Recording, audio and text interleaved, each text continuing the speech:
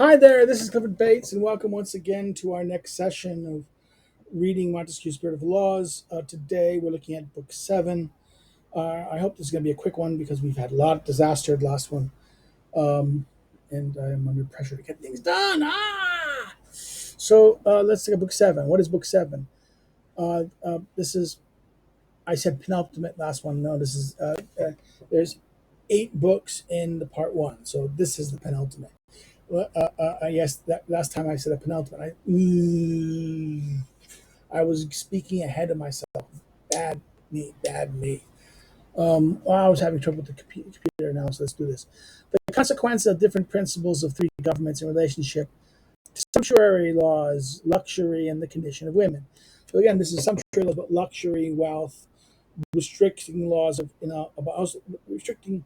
These are kind of social moral laws, the laws that you have regarding the sumptuary laws of displays of wealth, how luxury can be happening, and the condition of women.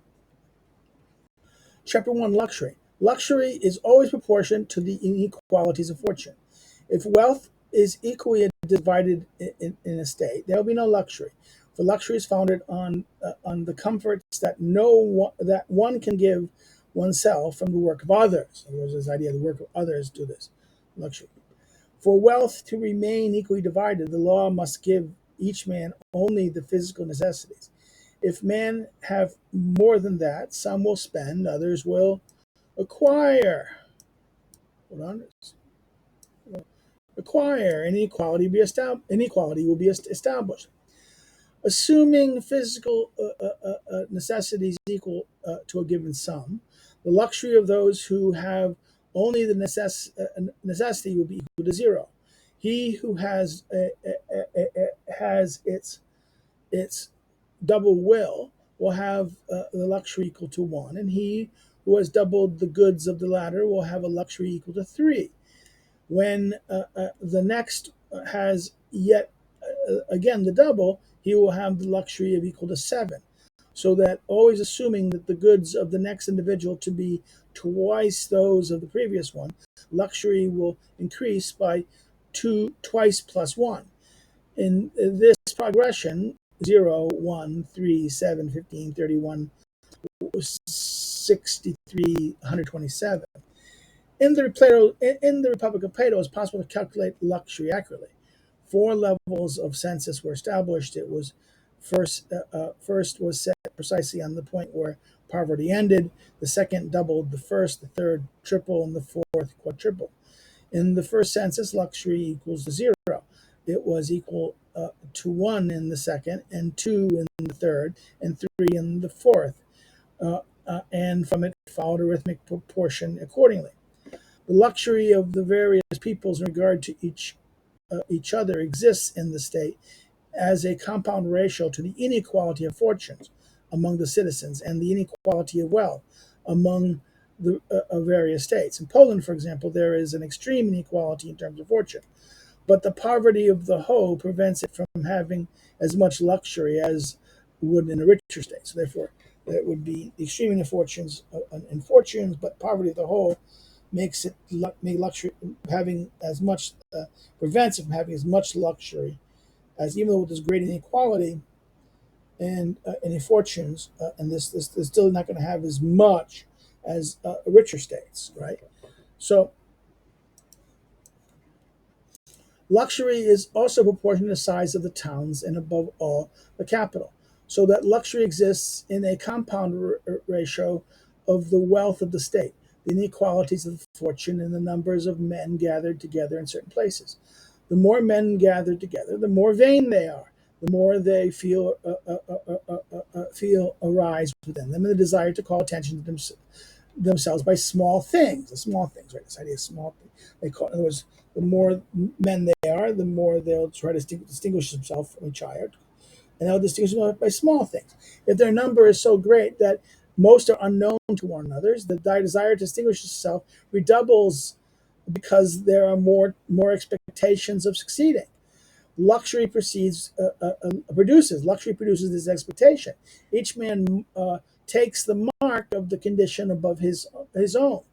But by dim of wanting to distinguish themselves, all become equal, and one is no longer distinct, as everyone wants to be looked at, but no one is noticed. So therefore, this is the big situation. The more people that do this, they try to distinguish something in the market. They will try to. Luxury produces this expectation, but each man takes the mark of the condition above his own, and by dint of wanting to distinguish themselves, all become equal. Everyone wants to be moved at this. There's an equality of everyone wants to distinguish himself. But as everyone wants to distinguish himself, they all. So he says that all will become equal, and one is no longer distinct because all wants to distinguish themselves. Everyone wants to be looked at, but no one is noticed. The result of all of this is a general distress. Those who excess in a profession put their own practice on their art. The least talented follow this example. There is no longer harmony between needs and means. In other words, there's no needs, what you want, and the means. There's supposed to be this natural connection between needs, what you need, and the means to achieve those needs. In this situation, it's going to be all out of place. When I'm forced to plead, I need to be able to pay a lawyer. When I'm sick, I need to be able to pay the doctor. Some people have thought that gathering so many people in a capital has diminished commerce because men are no longer a certain distance apart. I do not believe it. Men have more desires, more needs, and more fancies when they are together. Therefore, the larger the body, the argument here is that in other words, the needs increase dramatically. In other words, as the bigger the thing gets, the number of needs they'll be grow. In other words, when societies are small, the needs will be natural, more between what they need and what, in other words, and the means to do it. There'll be balancing between this. But when the society grows so large and there's so many people, it's going to be hard to distinguish this, and that there's going to be almost like an infinite need in this regard. So let's go here to the next one. On sumptuary laws and democracy. Sumptuary laws are laws where restriction of things. Like he said, as I've said, that in republics where wealth is equally divided, there can be no luxury. And as one have seen in Book V, that this equality of distribution made the excellence of a republic. It followed that the less luxury there is. It followed that the less luxury there is in a republic, the more perfect it is. Okay, there's too much luxury in the republic, the more corrupts it. In other words, and luxury is what excess.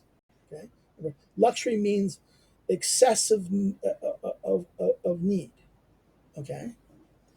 And it's usually through the work of that people don't necessarily have to do, not their work but work of others.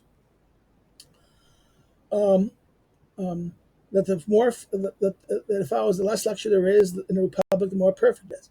There was none. There was none among the first Romans.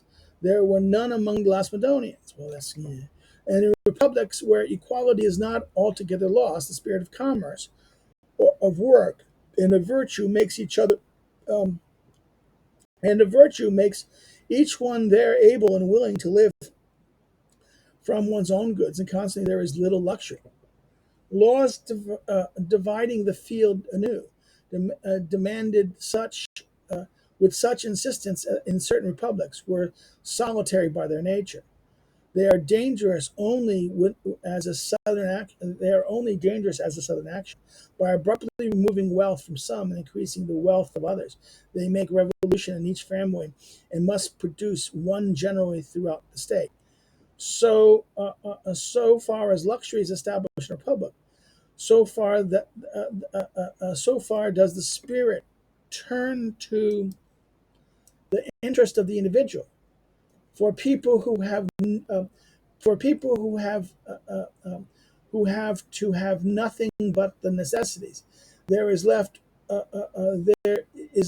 to desire only the glory of the homeland and one's own glory. But a soul corrupted by luxury has many desires.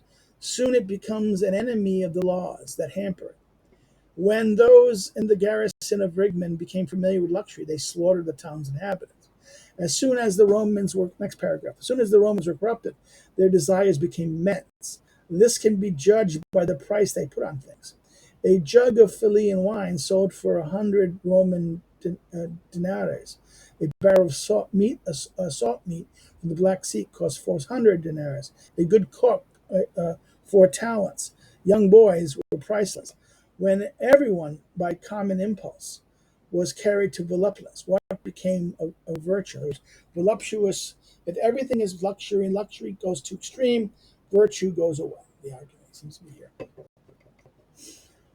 Sumptuary laws and aristocracy. The misfortune of the badly constituted aristocracy is that the nobles have wealth, but should not spend it. Luxury, which is contrary to the spirit of moderation, should be banished from it. In other words, luxury that is spirit of moderation should be banished from it. Therefore, aristocracy should have wealth, but they shouldn't be luxury. Therefore, there are only the very poor who cannot get anything, and the very rich who cannot spend anything. In Venice, the laws force the nobles to be modest in their tastes. They are so accustomed to thrift that only courtesans can make them give up money. This course is taken to maintain industry.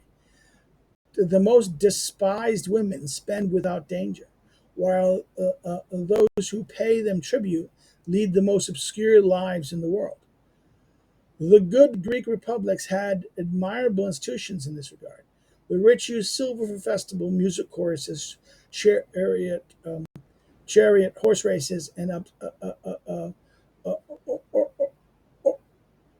onerous magistrates. And there's these onerous magistrates. Wealth, in other words, wealth there was as burdensome as poverty. In other words, the Greeks, in other words, if you were wealthy, you had to do these things for the city. You were required to do these things for the city. You had to have a festival, a chorus, and horse races, and these magistrates that required you to spend money. This was as burdensome as poverty in that sense, right? Now, chapter 4. The Sunnites, a German nation, honor wealth, says Tacitus, which makes them live under the government of one alone. This means that luxury is singly appointed in monarchies, and that they do not have the sumptuary law. So if you have monarchy, you don't have sumptuary laws. Sumptuary laws are a product of republics, both democratic, popular, or aristocratic in that sense. Right? As wealth is unequally divided in accord with the constitution of monarchies, there must be luxury. If wealthy men do not spend much, poor men will die of hunger. There, the rich must indeed spend in proportion to the inequality of fortunes. And as we have said, luxury must increase in this proportion.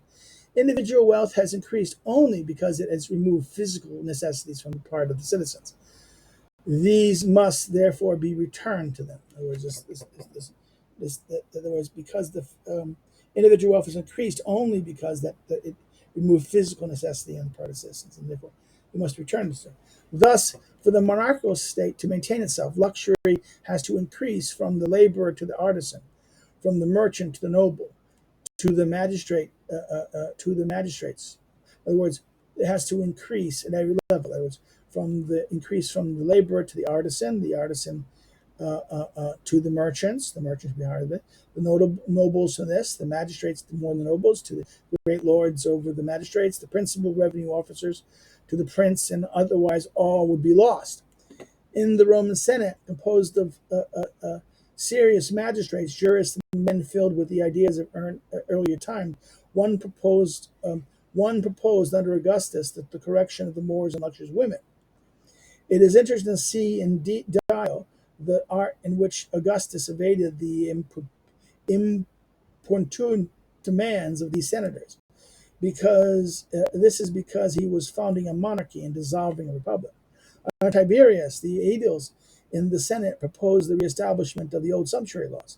This enlightened prince opposed it, saying the state could not continue to exist given the present situation. How could Rome live? How could the provinces live? We were frugal when we were citizens of a single town.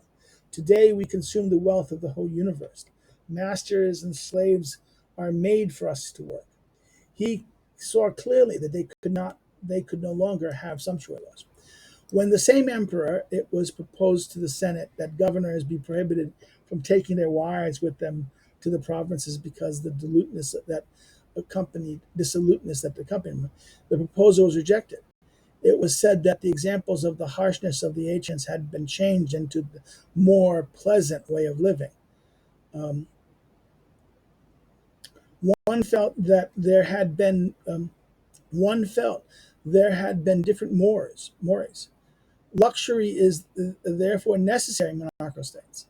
It is also necessary in despotic states. So luxury is both. So what's this? Other words, wait a minute. In that sense, necessary, but it's also necessary in despotic states. In the former, it is the uses of liberty one possesses. In the latter, it is the abuses of the advantage of one's servitude.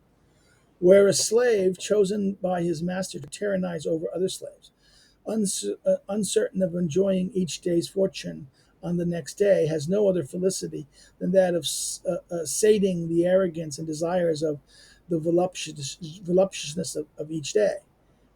In other words, therefore, what does he say? That the monarchy the excess is the use of liberty that one possesses. In despotism, because one may not be sure that you may have it next day, and you might go disappear.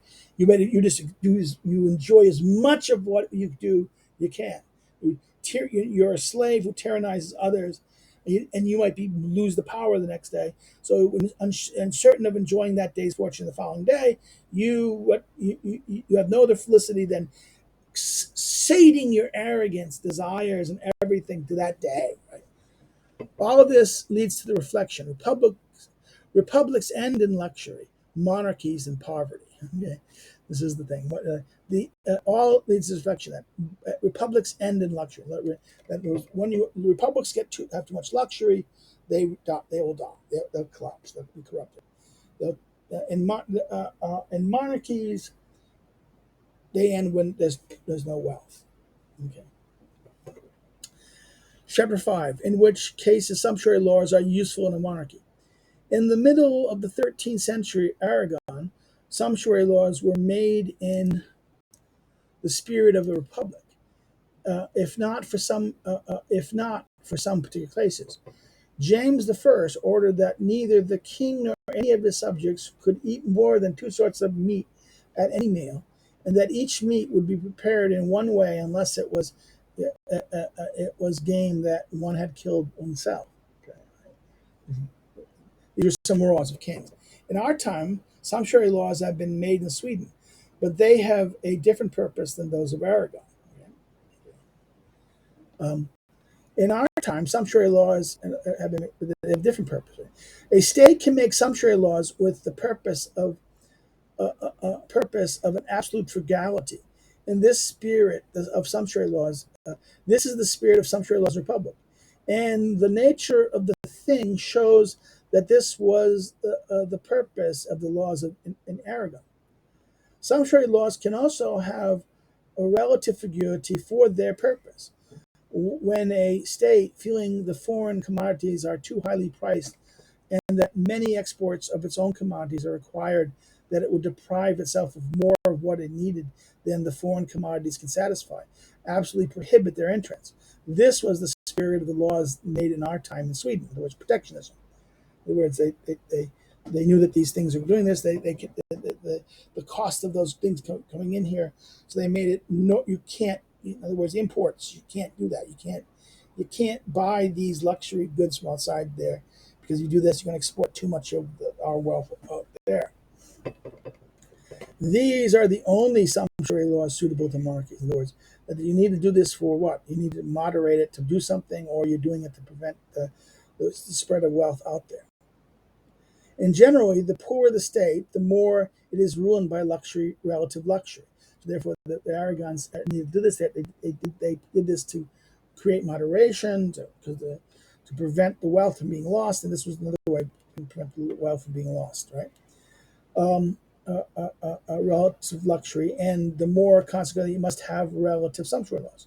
The richer the state, the more its relative luxury enriches it, and one must be careful not to make relative sumptuary laws there. Therefore, if you have very much luxury, you don't want sumptuary laws in these monarchies. It's counterproductive. When there's not much wealth in the monarchy, you need the sumptuary laws to moderate it. We shall explain this better in the book on commerce. Here only absolute luxury is in question. So therefore, we're going to explain this question of commerce, this question about this in commerce. But here, absolute luxury is the question. Chapter 6, luxury in China. Particular reasons we can require sumptuary laws in some states. Particular reasons can require sumptuary laws in some states. The people can become so numerous due the force of the climate, and on the one hand, and their means of sustenance can be so uncertain that it is well for all the people to cultivate the land. In these states, luxury is dangerous, and sumptuary laws would be strict. In other words, okay, the climate leads to a lot of children, a lot of people. And the climate also leads to a situation where you need a lot of people making the land. In other words, sustenance. Sustenance requires full hands. And sustenance can be uncertain. So therefore, everyone has to work on sustenance. Right? And therefore, in this case, luxury is dangerous, and sumptuary laws will be strict. Thus, in order to know if luxury must be encouraged or prescribed, one should first observe the relationship between the number of people and the ease of them giving them enough to eat. In other words, what are the size of the people and the ease of giving them enough to eat? In England, the soil produces much more grain than is needed to feed both those who cultivate the land and those who provide clothing.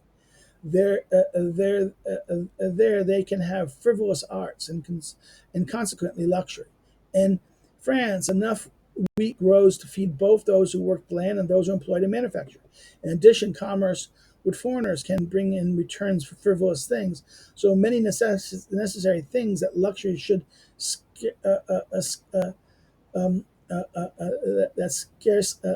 things that luxury should scarcely be feared there.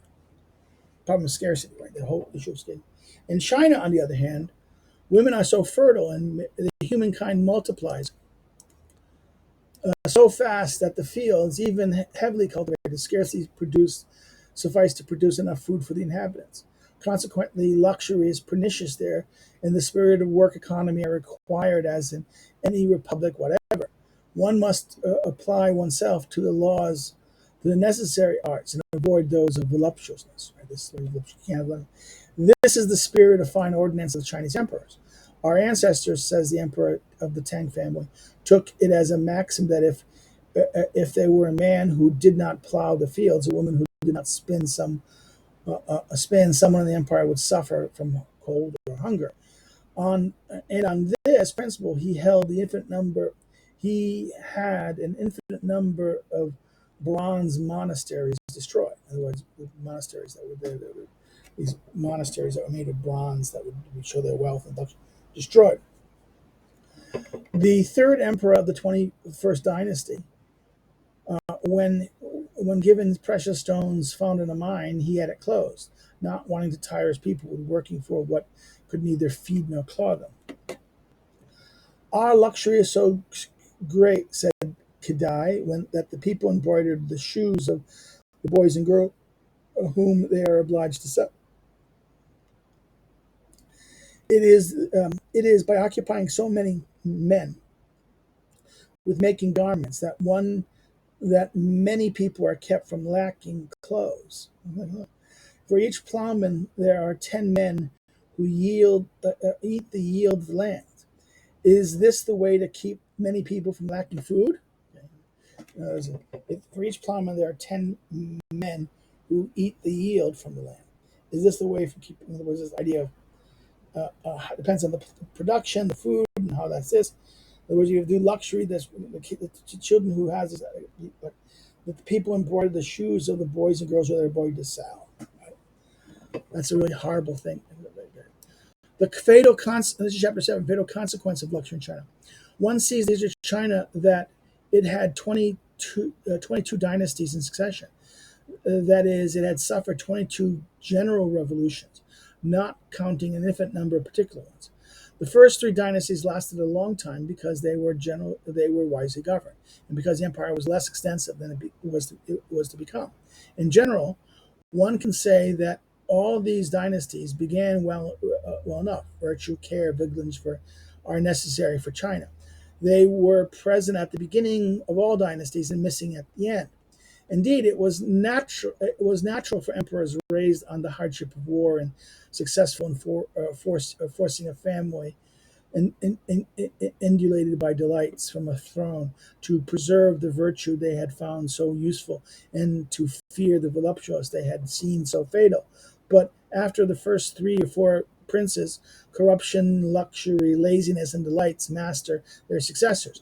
They shut themselves in the palace, their spirit grows weak, their lives are short, the family declines, the important men rise up, the eunuchs gain credit, children are put on the throne, the palace becomes the enemy of the empire, the lazy people living in the ruins the lazy people living there ruin those who work, the emperor is killed or destroyed by a usurper who founds a family whose successor in the third or fourth generation goes to the same place and shuts himself up again. So this cycle. This is the cycle.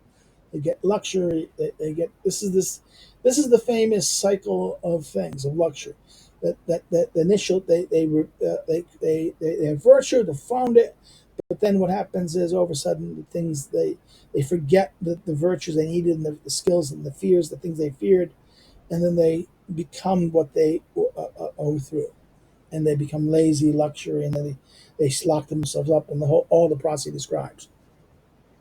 Chapter 8 on public continence. So many imperfections are attached to the loss of virtue in women. Their whole soul is so markedly disgraced by this, and when this principal point is removed, so many others fall, that in a popular state one can regard public incontinence as the last misfortune and the assurance of the change of the constitution. So therefore, this is very interesting. In other words, the loss of women's virtue, the idea of continence, the idea of this public continence, public content. I mean, that means there was public displays, how you behave, not being, having concern about decencies and respected morals, and not being licensed, right? If women become like prostitutes, or everyone has like sex everywhere and things like that, or women, this destroys republic in that sense. Thus, the good legislature have required a certain gravity in the mores of women. They have prescribed from their republics not only the vices but even the appearances of vice. They have banished that commerce of gallantry that produces laziness, that causes women to corrupt even before being corrupted, that puts a high price on every trifle and reduces the price on what is important. So the trifles and silly things become that not only have to stop that, and that makes one no longer conduct by oneself by any but the maxims of ridicule that women understand how so well to establish. This is the, here's ridicule. In other words, other words that cause women to corrupt even before that being corrupted. That puts a high price on every trifle. That reduces the price of everything on what's important. It makes one no longer conduct themselves by any but maxims of ridicule, that women ridicule them of not doing that and things of this. That women understand how women use ridicule as a mechanism of control, and therefore, if this happens, if women become so to their passions and their desires for uh, comfort and luxury, this may be disastrous in that sense. Chapter 9 on the condition of women in various governments. In monarchies, women have so little restraint because called to court by the distinction of their rank, they there take up the spirit of liberty that is almost the only one tolerated. Each man uses their charms when their passions to advance his fortune, and their weakness allows them not arrogance but vanity, luxury, and luxury. In other words, vanity and luxury always reigns there with them. So, in despotic states, women do not. In despotic states, women do not induce luxury, but they are themselves objects of luxury. They should be kept in extreme slavery. Each man follows the spirit of the government and brings to his home what he sees established outside of it. As the laws in those states are severe and executed on the spot, one fears that women's liberty could be a cause of bringing suit. Women's quarrels, their indiscretions, their aversions, their inclinations, their jealousies, their spiteful remarks, in short, their art by which narrow souls affect great generous ones, cannot be without consequences. There, so that's the danger.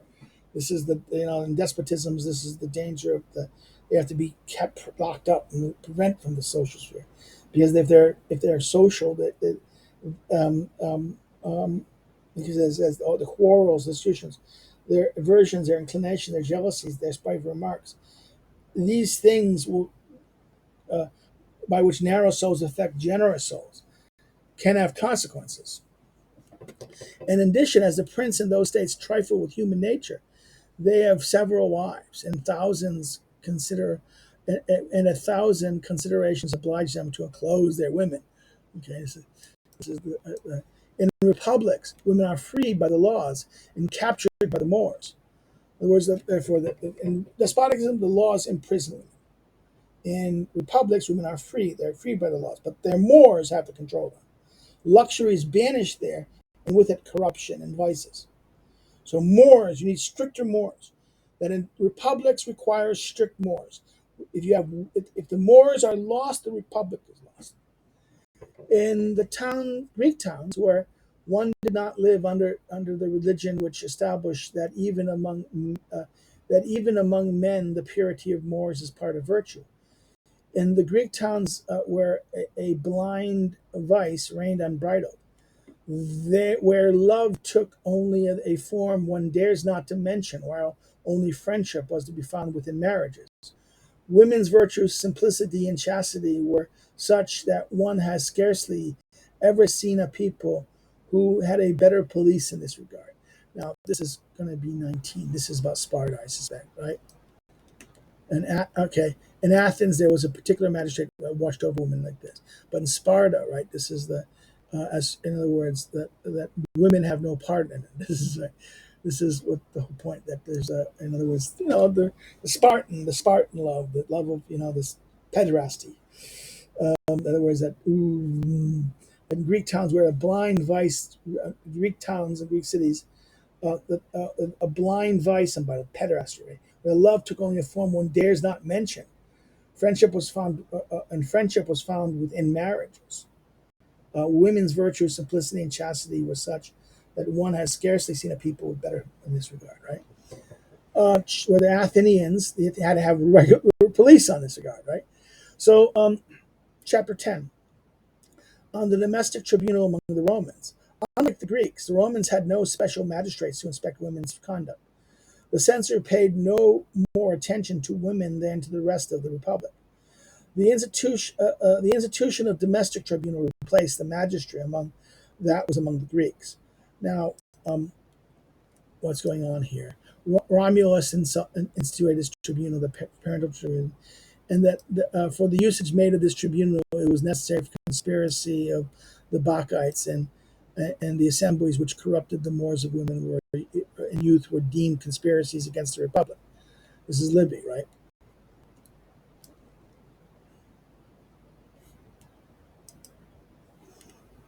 So here, this is the problem here. This is 2021, right? Um, the husbands assembled the wife's relatives and judged her before them. Right? Remember the Romans? The Romans had the Roman father had life and death of their children, including the daughters who were married off. So that's why you couldn't, the husband couldn't touch the wife in this sense, and had to rely on the wife's relatives and judged her before them. This tribunal maintained the Moors in the Republic, but these same Moors maintained this tribunal. Its task was not to judge not only the violation of laws, but the violation of laws, but also of Moors. Now, in order to judge the violation of Moors, one must have Moors, right? Must have mores, these rules of customs and these things. The penalties of the tribunal had to be arbitrary, as indeed they were. for all that concern mores, and that concern and all that concerns the rules of modesty can scarcely be included in the code of law. So therefore, there was arbitrary government. The father's power was absolute, right? That the public law was ruled by law, but at the household level, this was the father's rules, tyrannical in that sense, absolute, despotic in that sense. Um, in other words, penalties if you had to be arbitrary. Indeed, they were all concerned with mores, and that the concern of rules of modesty can't be included in the code of law. It is easy to regulate by laws what one owes each other, right? What regulations what we owe each other. It is difficult to include in them what them all that one's owes to oneself. And mores seems to be the question not about this, but about good habits and things we owe ourselves. It's easy to regulate exchange of what we owe each other, but what we owe ourselves. Okay, this is where the domestic tribunal was concerned with the general conduct of women, but there was one crime which, beside being reproved by the tribunal, was also submitted to public accusation. This crime was adultery, either because such a serious violation of mores in a republic is an interest to the government, or because the prolificy of a wife might imply that the husband, or finally because imply that of the husband, or finally because one feared that even honest people might prefer hiding the crime to punishing it, might prefer ignorance to vengeance. This is interesting. Us modern Democrats, but adultery, that's a private thing. No, adultery is a public thing in a sense. And republics have to protect this. Republics have to police this issue because this is about what? This is about one's respect of, this respects a violation. That this is, in other words, it's an issue of the republic because prolificy of the wife might imply that of the husband. So the husband is this is bad, and that may lead to the citizens, And finally, because one feared that even honest people might prefer hiding the crime than punishing it, and might prefer ignorance to vengeance. Right? They're not paying attention to this. And the system, if this happens, then what about the laws that keep the city upheld? In other words, let's not not pay attention to it. And then we start ignoring as we start ignoring adultery, you start ignoring the other laws. This is kind of like a broken theory, the broken windows theory of that in government, right? You tolerate lesser crimes, and then therefore the larger crimes will grow from it. Okay, you punish the lesser crimes, you can prevent the larger crimes. This is what he said. This is what the argument here is. Adultery is we see. Oh, this is not a major thing. This is not a private thing of concern of the city. Yes, it is for republics. For republics. Okay. Chapter 11: How institutions changed in Rome with the government. Just as the domestic tribunal presupposed mores, public accusation also presupposed them, and this made both of them collapse along with the mores the mores and come to an end with the republic. So in other words, when the republic ended, therefore not only the accusations the accusations and ended, the mores ended. Okay, the establishment of perpetual questions.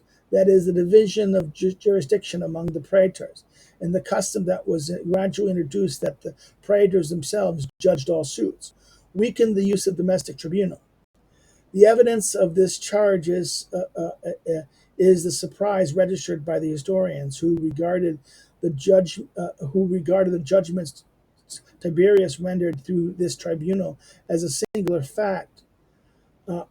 And as a renewal of the old practice. In other words, this was not the way that they were shocked by this, that weakened the use of the domestic tribunal. And evidence of this change is surprised when registered by the historians who regarded judgments of Tiberius rendering through this tribunal as a fact of renewal of old practice. The establishment of the monarchy and the changes of the mores also brought public accusation to an end. One could fear that a dishonest man, stung by the woman's sneers, indignant by her refusal, outraged by her virtue, might form a design of ruining her. The Justinian law ordered that one could accuse a woman of adultery only after accusing her husband of encouraging her profligacies, a stipulation which greatly restrained the accusation and reduced it, so to speak, to nothing. Right? Sictus V seemed to want to renew public accusations. Right? But one has to reflect only a little to see that this law in a monarchy as such as his was even more out of place than in any others. Right? This is Sictus, and I think this is about order that the husband who could not complain about the debaucheries of his wife be punished with death. Right? Uh, um, Very annoying. Um,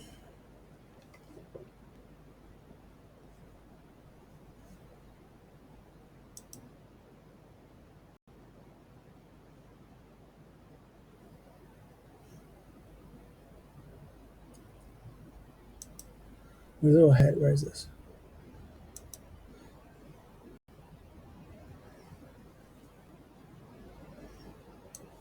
So let's go over here. Right, 2012. On the tutelage of women among the Romans.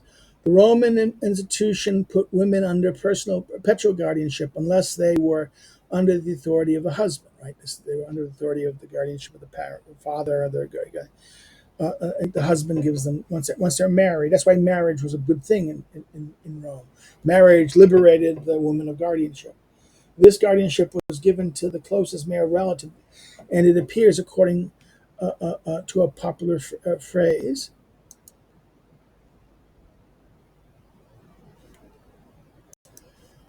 verily, verily, do not be paternal. Do not be a paternal uncle to me, from Horace Satire, right? Um, that the women were very hemmed in by it. This was good in a republic and was not necessary in a monarchy. It seemed, according to the various law codes of the barbarians, that among the early Germans, women were also under perpetual guardianship. This usage passed into monarchies when they founded but did not continue to exist. In other words, this usage passed into existence in the monarchies. They founded these guardianships, but then over time they just got rid of it. So monarchy doesn't like this perpetual guardianship. Republics, the Romans had it. The Germans had it also. The Germans had it. German tribes, but this once and it kind of fouled a little bit in their monarchies, but over time it fell down. Like you don't have this guardianship in republics; they're not necessary. And it's good for this tutelage, this guardianship of women is necessary in a republic, but it's not necessary in a monarchy. Now, feminists are going to freak out about this. So, oh my God, this is horrible. This is disgraceful. Oh my God, no, this does say something about that. Chapter 13. On the penalties established by the emperors against women debaucheries. The Julian law established a penalty for adultery, but this law and those made later on the same subject were far from indicating the goodness of the Moors. In other words, was when the Romans all of a sudden, the Roman emperors Julian start putting penalties against debaucheries. This was not about the question of maintaining good mores, right? Um, on the contrary, they indicated their disbasements. The whole political system with regard to women changed in the monarchy. It was no longer a question of establishing the purity of their mores, but of punishing their crimes. So therefore, new laws were made to punish these crimes only because the violations, which were not the same as the crimes, were no longer punished. In other words, the crimes themselves were no longer punished. So therefore, because the violations, which were not the same as the crimes, were no longer punished. The violations were had to punish these crimes only because what happened was so bad that they needed to do this. That the crimes themselves were no longer punished. The dreadful excesses of the Moors oblige the emperors to make laws. In other words, the dreadful excesses of the mores. Oblige the emperors to make laws so to check immodesty at some point. But their intention was not to correct the mores generally. Positive facts reported by historians are a more a proof of this than all the laws could be proof to the contrary. One can see in Dial both the conduct of Augustus in this regard and his invasion of the demands that were made of him when he was a praetor and censor. Now, of course, 31. This is a young man who had evil commerce with his wife before marriage was brought before Augustus. Augustus hesitated at length, daring neither to approve nor punish these things. Finally, collecting his wits, he said, "Seditions have been the cause of great evils. Let's forget them." As the senators asked him for rulings on the mores of women, he avoided this request, telling them to correct their wives had, as he had corrected his own. Telling to correct their wives as he has corrected them. At that, they begged him to tell him how he dealt with his wife.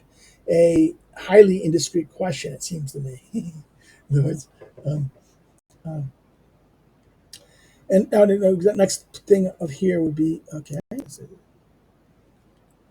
So back there. So as a historian, as in the historians, one finds rigorous judgments rendered against Augustus and Tiberius, against the indecencies of certain Roman ladies. But by acquainting us with the spirit of these reigns, they acquaint us with the spirit of the judgment. Augustus and Tiberius thought principally of punishing the debaucheries of their female relatives. They did not punish more. They did not punish dissolute Moors, but a certain crime of impiety or against high treason that they had invented, which is both useful for instilling respect and taking revenge. Hence, the strong protest of the Roman authors against this tyranny. Right now, this is 32, and calling what is a common fault between a man and woman by a serious names of sacrilegious and treason. Augustus overstepped the clemency of our ancestors and that of our laws. This is Tacitus in the Annals, right? The penalty in the Julian law was light. The emperors wanted the penalty they had put into the law to be increased in the judgments. This was an object of the historians' invective. They did not examine whether the women deserved to be punished, but whether the law had been violated in order to punish them. One of the principal tyrannies of Tiberius was his abuse of the old laws. When he wanted to punish some Roman matron beyond the penalty set by the Julian laws, he reestablished a domestic tribunal for her. These provisions in respect to women involved only the families of senators, not of those of the people. One wanted pretext for accusing the important men and women as misconduct, provided innumerable ones. In other words, one wanted pretext for accusing the important men and women's misconduct, provided innumerable reasons to do that, pretext to do so. Finally, what I have said, that the goodness of Moors is not the principle of the government of one alone, was never more verified than under these first emperors. And if there ever were any doubt about it, one would only have to read Tacitus, Suetonius, Juvenal, and Martial. Martial. Matteo. Martial. Yeah, Martial. Matteo. These Roman comedians. Suetonius is famous orgies, and Tacitus' description of these, and Juvenal, and again, really description. Chapter 14. Some trade laws among the Romans. We have spoken of public incontinence because it was joined to luxury. It is always followed by luxury, and always follows luxury. If you leave the impulse, in other words, incontinence is always joined to luxury, and it's always followed by luxury, and always follows luxury. If you leave the impulses of the heart at liberty, how can you hamper the weakness of the spirit? In other words, if you let the people do what they want, In Rome, the additions to the general institution, the censor had magistrates to make several particular laws to keep women frugal. The Fenian, the Lycian, the Oppian laws had this purpose. One must see in Livy how agitated the Senate became when a woman demanded the revocation of the Oppian law. Virilius Maximus dates the epoch of luxury among the Romans, from the time that this law, from the time of the repeal of this Oppian law, which restrained 36. This is what this is. This is Livy Book 4, right? This is okay. Now 15. Ooh, 15. On the dowries and the advantage of marriage in the various constitutions. Dowry should be a considerable size, so that in monarchies, considerable size in monarchies, so that married men can sustain their rank and its established luxury. They should be of medium sizes in republics where luxury should not reign. They should be nearly nothing in despotic states where women are, in a way, slaves. So, dowry should be medium republics, large in monarchies, but non-existent. They should not happen because women are slaves, or in a way slaves themselves. They're not. They should be nearly nothing. The community of goods between husband and wife induced by French law is very suitable to monarchical government because it interests women in domestic business and recalls them, in spite of themselves, to the cares of their household. It is less suitable in a republic where wives are more virtuous. If it could be, it would, in other words, the community of goods between husband and wife, right? The community of goods between this is very suitable in this because it causes women to care about this. If the husband owns what the wife has, now in a republic, this is less suitable because wives are more virtuous. It would be absurd in despotic states where the wives are themselves almost part of the master's property, right? It's absurd in that sense. Since women are by their state sufficiently inclined to marriage, we're thinking birth, that is, the advantages of the law gives them over their husband's goods are useless. But such advantages would be very pernicious. In a republic, because the individual wealth of wife produces luxury. In despotic states, the advantage of marriage should be the wife's sustenance and nothing more. So therefore, despotic states, the wife's sustained, but marriage just makes them they can survive, nothing more. Republic, what is the danger here is that in monarchies, the advantage of the law gives them over the husband's goods are kind of useless. But in a republic, this would what because of the individual wealth of wives, because the individual wealth of wives produce luxury. In other words, the wife can brings the wealth into the family, and that therefore this is that weird thing about this is this idea that this might produce luxury in that sense. Too much. Chapter 16, the fine custom of the Samnites. The Samnites had a custom which, in a small republic, especially one in a situation as theirs, produced admirable effects. All the young men were assembled and judged. The ones who were declared best, the one who was declared best took for his wife the girl he wanted. He who had the next largest vote then chose, then chose, and so on. It was admirable to consider among the goods of the boys. In other words, it was admirable to consider among the goods of the boys only the fine qualities and the service rendered to the homeland. He who was the richest in these sort of goods would choose the girl from among the whole nation. Love, beauty, chastity, virtue, birth, and even wealth were all, so to speak, the dowry of virtue. It would be difficult to imagine a reward that was nobler, greater, or less burdensome to the small state, or one that would have, or one able to have an effect on both sexes. The Samnites were descendants of the Lacedaemonians, and Plato, whose institutions are only the perfections of the lives of the Kyrgyz, gave give the most gave almost the same law. Okay, this is the law of the Republic, right? This is 39. Even there, he seemed to even he even permits them to see one another more frequently, right? This is this idea here. Administration by women, chapter 17. It is against reason and against nature for women to be mistresses in the house, as was established among the Egyptians, but not for them to govern an empire. Okay? It was against reason and against nature for women to be mistresses of the house, as was established among they ran the house, but for them not to govern the empire. Right? In the first case, their weak state does not permit them to be preeminent. In their second, their very weakness gives them more gentleness and moderation, which rather than the harshness and ferocious virtues can make for a good government. So therefore, this is the women can do this, but this is what, this is interesting, that this is against nature for them to do this, but then to not be able to do that, because here their weak state does not prevent them to be preeminent, right? But their weak state as emperors, that makes them be more moderate, gentle, moderate. So this would be good government. In the Indies, government by women turns out very well.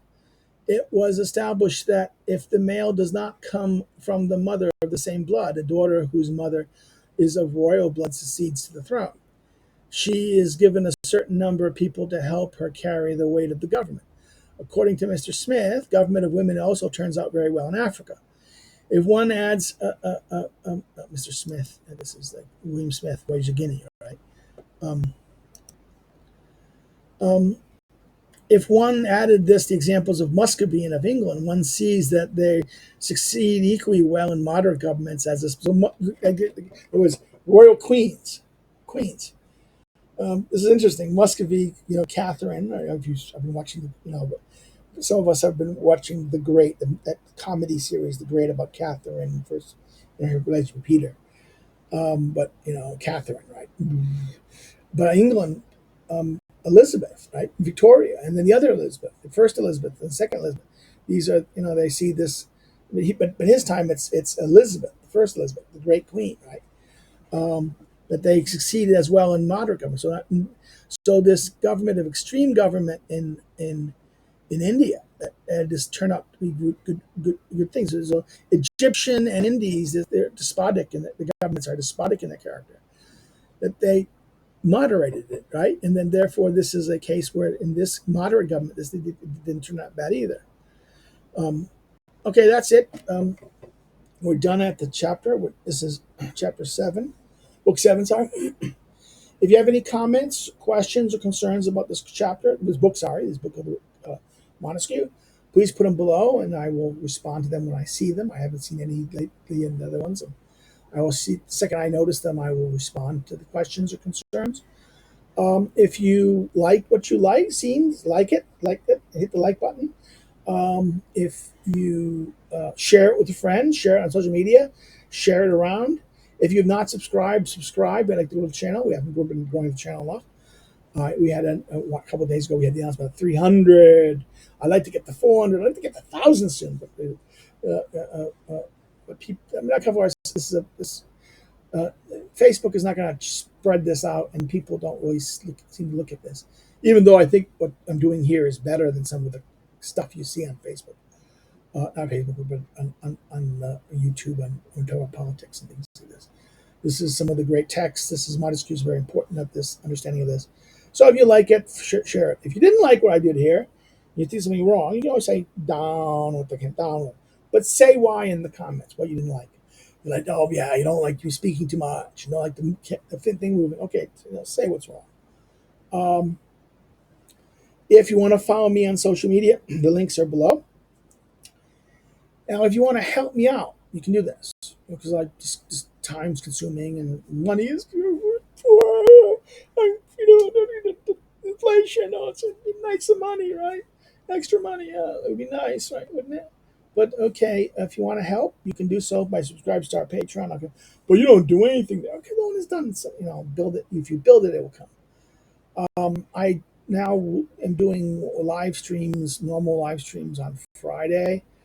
Every Friday, I'll try to do a live stream.